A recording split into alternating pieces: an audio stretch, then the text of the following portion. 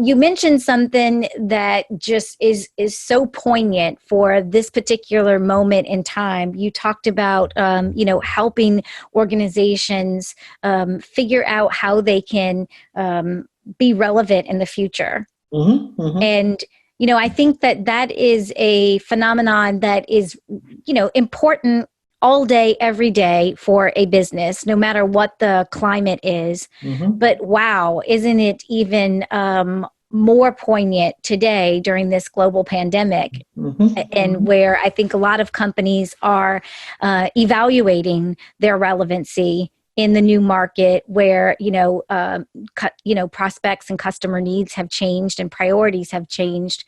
How do you think that this pandemic is affecting innovation in healthcare? So let's first talk about what's constant about healthcare, right? So what's constant about healthcare is there is a patient, a person who needs to be taken care of. And then there is the whole healthcare system that is hopefully designed to take care of the patient in the best fashion.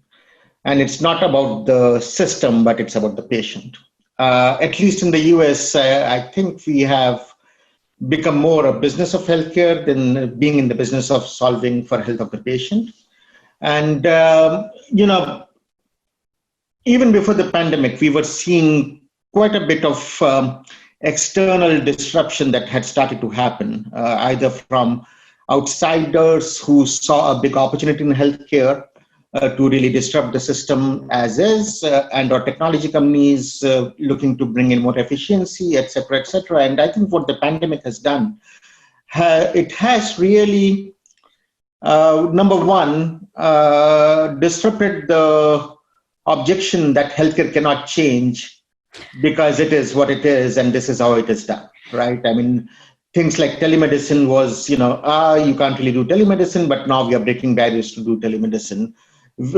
Physicians were not allowed to practice beyond state boundaries. Now they are doing that, right? So when the urgency came, we broke the barriers we always said we cannot break. And we are actually embracing new ways of delivering care. So I think, that is a good thing, and it will continue to really evolve even beyond the current situation and accelerate some of the change. But now going back to, will it really stick? That is a different question, right? And then there, I think it comes down to leadership and how the leadership will embrace this change. I always say the CEOs of today are the kings of the past.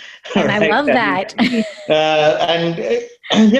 It's not that we don't want to change, and it's not that we don't want to do the right thing, and it's not that, we don't see what the future could be, but number one, as individuals, we have lizard brains, right? Darwin's theory tells us that we have lizard brains. We want to maintain the status quo more than we want to embrace change. And once we get beyond this crisis and then this whole idea of innovation, we may most likely fall back into let's do business the way we have always done it. And we may survive with that for some time, but it is also an opportunity to really say, hey, we can survive, but maybe we can do things differently now. And to do that, I think we first need to, as leaders, think about what's our risk appetite for change. Can we really embrace change? Can we really drive change? And then I think, that will be the key factor, because the rational part is easy. The emotional part is difficult.